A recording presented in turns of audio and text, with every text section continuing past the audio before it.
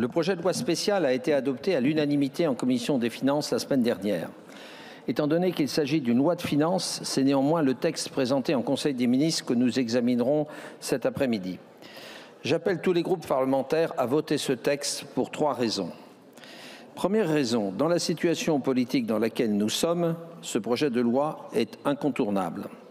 La censure du gouvernement Barnier le 4 décembre dernier a suspendu l'examen des projets de loi de finances et de financement de la sécurité sociale pour 2025. Ces 2 textes pourtant essentiels au fonctionnement de notre démocratie ne peuvent être adoptés avant la fin du premier trimestre si de nouveaux textes sont présentés en Conseil des ministres début janvier.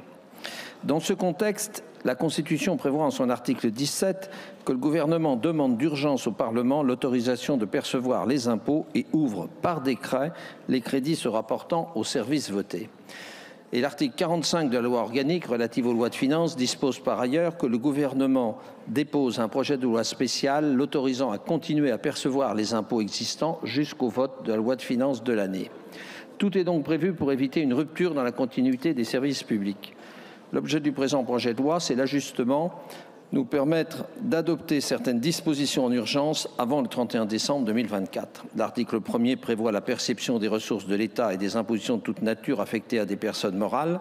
L'article 2 autorise le ministre chargé des Finances à procéder à des emprunts pour financer le déficit du budget de l'État. Et l'article 3 autorise 4 organismes de protection sociale à emprunter afin de financer les dépenses des régimes obligatoires de base de la sécurité sociale. Il s'agit donc d'une loi minimaliste mais nécessaire. Rejeter ce texte serait irresponsable.